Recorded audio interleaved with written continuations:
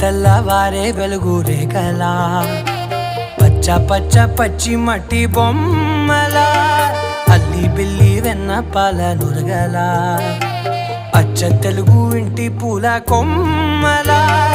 దేవదేవుడే పంపగా ఇలా దేవతే మా ఇంట అడుగే పెట్టెనంట బ్రహ్మ కళ్ళలో కాంతులే మా అమ్మలా మా కోసం మళ్ళీ లాలి పాడేనంట.